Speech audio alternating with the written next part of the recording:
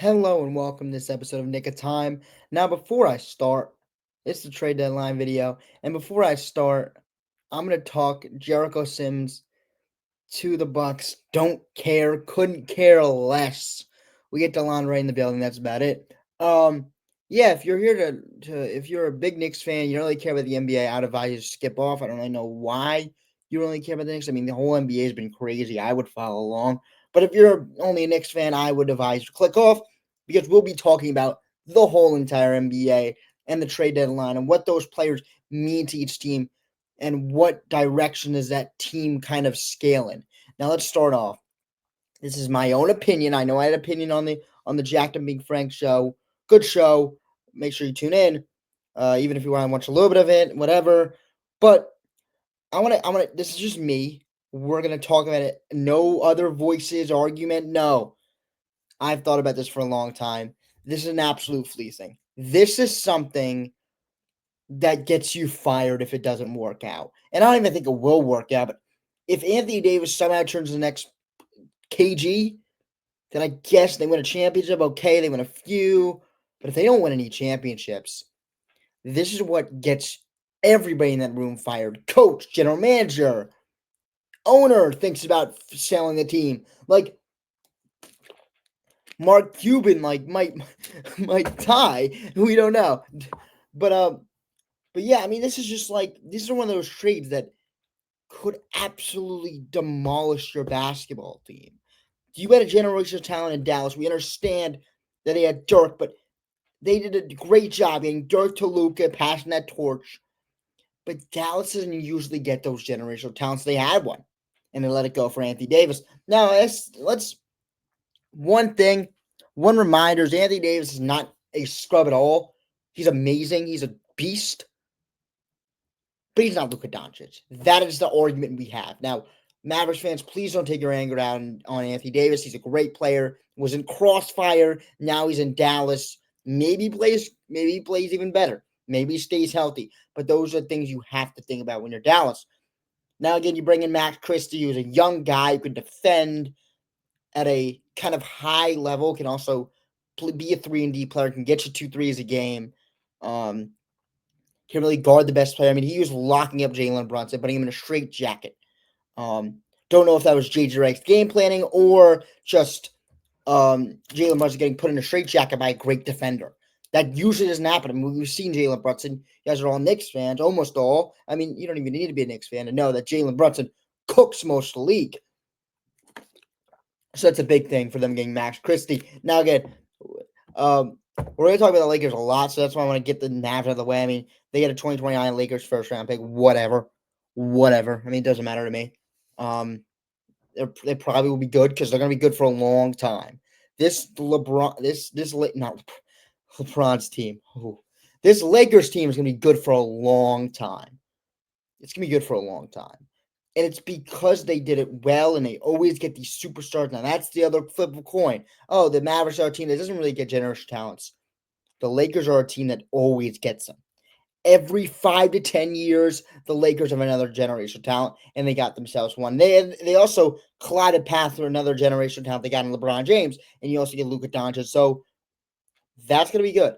Now, we'll talk about later about how they put in pieces. I mean, of course, at this moment, they need a center. They got it done. We'll talk about Mark Williams later and his acquisition to the Lakers. But yeah, good move for the Lakers. Actually, outstanding move. Win now and can also win later. Bring stability to Lakers for the next 15 years, 20 years. And you can also still win now. So it's not like you cannot, it's not like you're trading for this like raw talent that won't win right now, but you know in 2 years is going to really help your team. No, this is Luka Doncic. He's going to come back and give you 30-point triple doubles. So you're going to win now with him. Now, the fit needs to work out with him and LeBron, but I think they will work out. There's two smart players who can figure out a way to get them both involved. And JJ Redick is a smart basketball mind offensively. He'll get them both involved. He'll run some plays. But, yeah, good trade for the Lakers. Conditioning is a problem for Luka, but I don't think it's that big of a problem. I mean, look, The Lakers, I mean, the Mavericks did a great job, even the defense. I talked about it awfully in the other episode. It still is awful. I'm gonna stand on that. But the way I don't really I back off of that is because the Mavs is the seventh best defense in the league. I think about that. I don't know if that was right, but they had a pretty damn good defense with Luka Doncic. So if you can bring in a good defense with Luka, you're going to be ahead of the league for a long time. And that's what the Mavericks are trying to do. I mean, they bring in Luka, Kyrie, then you have plus defenders, PJ Washington, Daniel Gafford, Derek Lively. So those were all plus defenders. And they had Finney Smith for a little bit with Luka. So they really made sure to get those 3-and-D guys, which, you know what, the Lakers already have a blueprint to follow. It's the freaking Dallas Mavericks. The Dallas Mavericks did a great job surrounding Luka Doncic for those few years. Last year, he did a great job. And Rob Pelinka can follow that recipe, getting the double bigs, getting him the 3-and-D player, and also you already have the second co-star, better co-superstar, but Kyrie's not a superstar, he's a star, but LeBron's LeBron. But yeah, let's go to the next trade. I know I have it all stapled together. I wrote it down. Kings, they got Levine. Now this is the other big one. Now, of course, the Spurs. You know what? I'm gonna start with the Kings' perspective on this one because they are my first team. I on the left. So the Kings, they get Levine. They get 3 firsts that are not good. So they come out of this with just Levine and maybe 1 first that may be good. So if you break it down that way, they get Levine, a first-round pick for Fox. That's not the return I'm looking for. It's not the return I'm looking for. So I'm going to give their grade in this trade a C plus because, again, Levine, as we're going to talk about, is a great player. He's a good player. He's a good scorer, 24 points per game on great efficiency this year.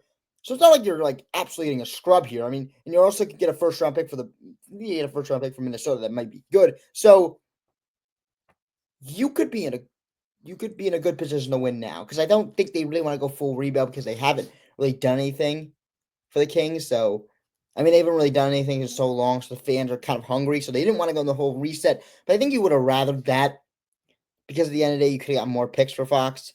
Spurs, A plus. I mean, I don't know. A plus is reserved for other trades. So I don't want to get. You know what? It's an A plus because they have Wemby. And you know what? They needed somebody who can get to the basket, put pressure on the rim. They had a lot of guys that weren't kind of. Trey Jones was a guy who was in this trade also. Was a guy that didn't really put pressure on the rim. He's a good passer, decent defender, but he couldn't really put pressure on the rim. Then you have Chris Paul at his age, couldn't really put pressure on the rim. Now you get De'Aaron Fox, one of the fast guys who puts the most pressure on, one of the guys who put the most pressure on the rim. Him, Ja, Anthony, those are guys that put pressure on the rim. Those are the guys I think of when you mean putting. Of course, LeBron, but he's 40, so I don't know about that. But when I think of players who put pressure on the rim, I think of De'Aaron Fox and the speed and the way he can play with stars. I mean, Wemby's gonna be a superstar, but he's shown that he can play with guys who might be better than him. Like Sabonis was better than Fox at points. Wemby will be definitely better than Fox in a few years, but he can play with players who are better than him or at the same par as him. So he can be a second option. And he's also a good defender. That's one of the things. You can feel good about putting him as your starting point guard because of the defense that he plays with his offense. So I think that's good. That's something they really, if the Spurs want to make a defensive-minded team next with Wemby, with Stephon Castle, Fox, Vassell, Keldon Johnson, and Wemby or Sochan and just something like that, you can do that because you want to preach defense. That's what the Spurs are going to try to do. Now, maybe they get into play-in, and then they shoot themselves out of a series, and then you try to add shooting. So I don't think you go crazy right now on Spurs. Let's add shooting, because they were able to keep guys. I mean, they only gave up Trey Jones, Zach Collins, and a first to the Chicago. Gave him the Bulls pick back. so they can tank freely. But again, they have all their guys, so they can try them all out. They can do a tryout this season and see who's going to fit for next season. Because they still have Castle, Vassell, Kellen Johnson, Jeremy Sochan. So they have all those guys. And Chris Paul, I'm going to throw him in there, whatever. But they have all those guys, so they can try them out and see what will stick. Throw everything to the wall, see what will stick, and they're going to use them. And they're going to use them next year. And maybe they don't bring back some guys who didn't stick this year, but they're ready for the next era of Spurs basketball around De'Aaron Fox and Wemby. And also it's going to help that they can see who can play third fiddle, who can play fourth fiddle, who can play fifth fiddle, and they'll also be able to see who could we get rid of. So that's why they didn't give up anything, because they want to try some people out. They want to see, is Vassell that guy? I think he is. He can be a good third, fourth option. But the Spurs want to see that. So, yeah, I mean, the Mavs make another boneheaded move. They trade for Caleb Martin, Grimes a second. I don't understand why the Mavs would do that. I mean, even if you don't want to re-sign him, it's just a good player, 3-and-D guy. And Caleb Martin's good. But again, I just don't see them why they trade Grimes. Shout out Quentin Grimes, Knick legend. We'll move on. You know what? I didn't even give the Bulls a grade. So I would give the Bulls. So if I give the Kings a C+, I have to give them worse. I'll give them C-. C- is a grade I'll give them. Because, again, the only reason I'll give them an F here is because it's not a terrible trade, like the trade of Luka Doncic, but it's also like not the best trade in the world. I mean, you're not getting that many picks back for a guy who scored 24 points a game. But again, what do we know? Because we're not kind of in the circle. We're not insiders. So maybe the contract is that bad that it kind of overweighs him having a great season. And they couldn't really get anything out of him. They wanted to move him to start their own rebuild. And again, they got their own picks back. So we don't really know. That's kind of a to be determined. Is LaVine really that guy? We'll see. And we'll see how much he helps Sacramento.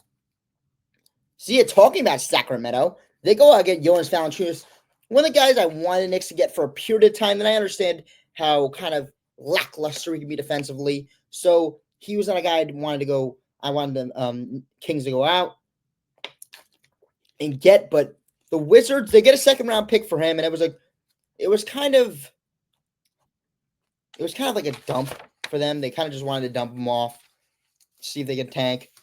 But yeah, that was it. I mean, Kings, I give you a B.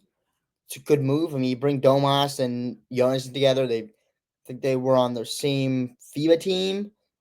You reunite a lot of players, and maybe they'll play with the power of friendship. I know my team plays with the power of friendship, so it helps. It definitely helps when people reunite, and it can definitely push them to win more games. That's what the Kings want to do at the end of the day. That's their kind of goal. Here's another blockbuster. The Bulls. I mean, whoa. Okay, the Warriors get Jimmy Butler. The Heat get Wiggins, PJ Tucker, Kyle Anderson, a protected first-round pick. The Detroit Pistons get Lindy Waters, Richardson in a second. The Jazz get Dennis Schroeder, who they're going to flip later to I don't even know what the hell happened. But besides that, let's just think about the Warriors and Heat. I don't even know why I read that. It was just weird what happened with Detroit and Jazz, whatever. But yeah, Jimmy Butler to the Warriors. I mean, it's like a whatever move. It really is. I mean, you could have went out and get Durant. But again, he didn't want to play there. You could have got Ingram, who I thought would have even been a better fit. And then you set up for Jimmy Butler. Do you know what Jimmy Butler you're going to get? Like, you want to make this regular season run. Is he really a big regular season player? Or is he a player that might show up at the playoffs, but do we really know? But again, they yanked this guy to a $60 million contract for 2 years. Give him 60 each year. So good for them. Give this move a B. A B minus, fine, whatever. The Heat, I don't even know. Again, this is another one where I'm not the insider, so I don't know what the Heat are thinking here or what the leverage is. I mean, I guess there is no leverage. Butler wanted out. He wasn't going to play anyway, so you try to get as much as possible. And they did get good players back. They got Wiggins, Tucker, and Kyle Anderson. So those are 3 good players they got back, and they also got a protected first-round pick. So who knows what that turned out to be. But again, you get Wiggins back. So you got something back. That's all it is. You got something back. So it's good for them. It's good. They got Wiggins and a protected first-round pick for Jimmy Butler. They got something back. They didn't have any leverage. So at the end of the day, I don't really know what the grade is, but I would give this, both teams going to be minus. Both teams going to be minus. I think it's kind of a wait and see. Are the Heat going to be like a kind of like a playing team? Like, do they really want to be there? Like, but again, we'll see how Wiggins plays. But I think I give both teams a B minus kind of wait and see thing. Because Jimmy Butler could be gone on this Warriors team. He could, all of that stuff could be off his shoulders, all the drama could be done, or he could just be just getting started. And he could be a guy that is a drama guy who just creates drama everywhere he goes. But the Warriors made a big bet on this guy is going to be trauma-free, the weight off his shoulder. He's done with Miami. He's going to go cook in Golden State. I hope so, because I think that Curry, this is his last few years. So I hope that they kind of use that wisely. Toronto makes a buying move. It's not a buying. It's whatever. It's not a buying move. I mean, they get Ingram. It was just a good move. They get Ingram. They trade Bruce Brown, Olynyk in the first and the second. That's a move that you kind of, if the Pelicans call my phone and I'm Masai Ujiri, I go, you know what? I might just have to say yes. And this isn't a move for this year. It's a move for next year because I like the starting five. I don't think I'll go anywhere. I mean, it's quickly Ingram, Barrett, Scotty, and Podol. So you're having that five. It is a good core. You're gonna have to spend money on Ingram. So I don't know how much money you could spend on that core because it's not gonna get you anywhere. But I like how the Raptors are building, I guess. But they aren't gonna get anywhere. So I want to see where all the money goes though, because they're gonna ink Sky to an extension. They have RJ on an extension. They have Quickly on an extension, and now they're gonna have Ingram on an extension. So will that work out? Probably won't get them anywhere. So when you look at where the money is and you look at how locked up you are into that team, you don't want to be that guy when you're Masai Ujiri. But for now, I like the swing on Ingram. I like it. I'm going to go B+, but I don't want it to be a long-term thing where you're locked up to Ingram, RJ, Quickly, and Scotty for the next 10 years, because that will not end well. That will be a lot of years of maybe playing, maybe I scrape into a playoff spot, maybe it might get eliminated and not even make the playoffs. So that'll be a lot of those years. So my Masai Ujiri kind of is banking on this long term. I don't think it will work, but again, I think the guy has more moves in hand. They could definitely get a player this year in the draft. If it is Cooper Flagg, then it changes my mind completely on what the structure of this team could be, or Dylan Harper changes my mind completely on what the structure could be. But again, even if they bring in a good role player, this team could change my mind. But again, you don't want to be locked into those players. You really don't want to. But again, it's I don't know how many times I'm going to say again. It's insane. But the CBA is something that the Raptors are going to have to look at because they're going to be locked up into 4 guys that will not win him a lot. So that's what they're going to have to really keep an eye on. But I like the trade. The Lakers get Mark Williams. And I'm actually, because I'm saying this, I'm not hating on anything the Raptors do, man. I just am thinking kind of long term for them. But, in the short term, next year, it'd be a fun team. They want to win again, so that'd be good. Maybe the contracts aren't even as bad, I'm going to say. Maybe it is tradable. Maybe you do hit in the draft. But the Raptors have shown again and again they will hit in the draft, which kind of makes me want to move my grade up. But I think I'm going to say B- here, B+ for the Raptors, and I'll give the Pelicans, I don't even know what that, like, why is that the value? I don't understand why. I'll give them a C. Like, I don't understand, or even a D. Like, why trade Ingram for that? Makes no sense. You could have got more, I feel like. But again, congratulations to the Raptors. They took advantage of a star in the trade market. The Lakers make another trade. They go out and get Mark Williams, their center. We talked about their center and how they had a problem there. They're showing Jackson Hayes, always a problem. I'm sorry. I don't want that sounded weird. That sounded terrible. But yeah, Jackson Hayes is not a starting center. So you wanted to get a Mark Williams in there who could help them. But they gave up a pretty good haul. Connect, Reddish, 2031 unprotected first, and a 2030 pick swap. That's a lot. That's a lot. That definitely is a lot, but I think that they have trust that Mark Williams is the guy. It's a lot of trust to put in this guy because this guy has been hurt a lot. So, I mean, when he is healthy, he's good to great. He's a good rebounder. He can play out of the short roll. He can do dribble handoffs. Definitely help Luka. So that's what they're banking on. So it's a lot of banking on for the Lakers. So I'm gonna give them a wait and see grade of a B minus. I'm gonna give the Hornets, shout out them for getting themselves a hole. Not a hole. It's not a hole. They got themselves connected and Rash in the first. That's a hole compared to what somebody for Ingram. That's the exact same package for Ingram. Like basically, maybe better players, but Connect is a rookie, so that's something. Yeah, Connect, Reddish, and the 2031 unprotected pick. So that's a big time win. I'll give that a B plus.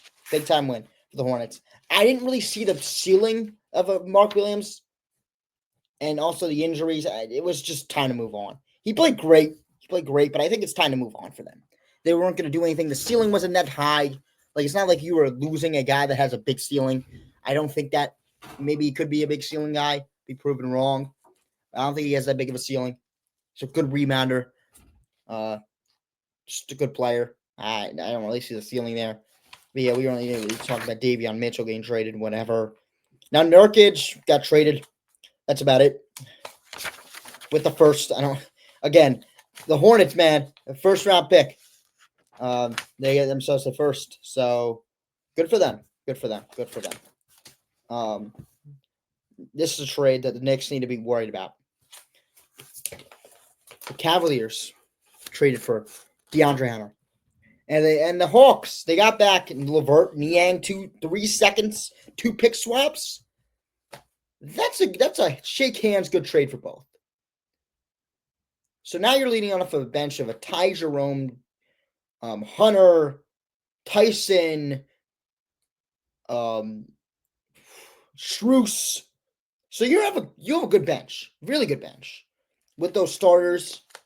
Man, it's gonna be a scary time, and I don't even know if he will be on the bench. I don't have the starting lineup up here, but right now I don't have my phone here. But he could be in the starting lineup. We'll see. We'll definitely see. And again, the starting lineup of Darius Garland, Donovan Mitchell, DeAndre Hunter, Mobley, and Allen just scares the shit out of me. It does. Excuse my language, but it does scare the shit out of me, because that is a lineup that shoots the ball well, defends well, scores the ball. I mean, when I mean shoot the ball well, you get Darius Garland, Donovan Mitchell, DeAndre Hunter. Scores well. I mean, you got Evan Mobley being a scorer this season. You got Donovan Mitchell, of course. You got Darius Garland scoring at his career level, his career high level. So those are stuff that you need to look out for. And the shooting of defense. DeAndre Hunter, Evan Mobley, and Jared Allen. That's just defense right there. That's good defense around your two amazing guards. So good for them. We don't need to talk about Bogdan Bogdanovic from the Clippers. Don't need to talk about that. That's now the Pistons. They get themselves a backup guard. Ivy out. I think this is actually a good trade because this is a replacement for Ivy. It's not. Ivy's great. Ivy's really good. You can't replace Ivy. It's going to be hard to replace Ivy, especially in this trade market. So you go out and you get Dennis Schroeder and you trade KJ Martin Richardson in a second. So I just think that's a good deal. I think it's a really good deal. Now, LaMarcus Smart for the Wizards. They get a first. Grizzlies get 2 seconds. That's it. That's all I have. Good trade. Lakers win the deadline. Good for them. They have a lot of trust in Mark Williams. I feel like he will show out. The Lakers won the deadline here. They completely won the deadline here. Who lost the deadline? I guess I don't even know. No, I hate to be this guy, but the Wizards were kind of weird. I mean, let's look at their moves here. I mean, they were really weird. Like, really weird. Like, their moves were really weird to me. Like, they went out and got Marcus Smart, but it's like here's, I guess the Bulls also lost. I mean, Bulls. But this owner's, I would want this. I would be so mad to be a Bulls fan. This trade owner, like this ownership has been awful at evaluating talent. They couldn't even just ship off Nikola Vucevic. They had trouble moving off of Nikola Vucevic. I'm looking at this guy's stats right now. I don't know if you guys can see it. You definitely can't, but I don't want you guys to see it. But so look, it's not the kind of. But yeah, I mean, look at this. Look at the stats. Let's go with the stats. This is awful. This is completely bad. I don't understand why they didn't try to move Nikola Vucevic here. I mean, he's still in the freaking Chicago Bulls. This makes no sense to me. It makes zero sense. 19 points per game, 10 rebounds, 54% from the field. Come on. Like, really? You can't move that guy? You can't move that guy? Makes no sense. Makes no sense. Makes no sense. Now I want to see his contract though. Let me matter. Let me matter a little bit. 1 year remaining on his contract. 21 million. I guess it's a rental. I guess it's a rental. I guess it is. But really? You couldn't even get like a protected first? And he's on the team? Like this both teams. Gross. And 6 guards? You couldn't even give one to the Knicks? You couldn't even give one for a second? You couldn't give the boys Ayo Dosunmu for, I don't even know, Landry Shaman in a second? They don't want to, but they couldn't even give us like, we couldn't even waiting out Jericho Sims a second for Ayo Dosunmu. You couldn't even do that. You have so many guards.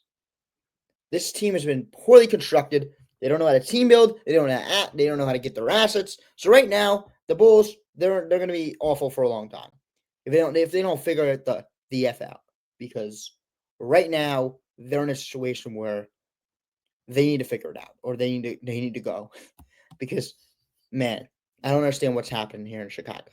Now, Phoenix is a team that I guess lost to because they couldn't trade Bradley Beal. I mean, it was like whatever. I mean, they signed him to a terrible contract, and they could lose every deadline now with Bradley Beal on the contract book. I mean, whatever. Who cares? No one's gonna trade for him anyway, so it's not like they're not gonna lose every single deadline. So I guess they lose this one because they really could have got somebody who they could have used in Jimmy. So I guess, but again, $60 million for 2 years is a big contract. So I don't know if the Suns want to lock themselves into that, because then you have to look in the trade. It's gonna be so bad for you, the rest of your guys. I mean, it's already bad, but imagine it's gonna be bad. But yeah, that's it. That's all I have. Peace. Have a nice day, and let's go Knicks.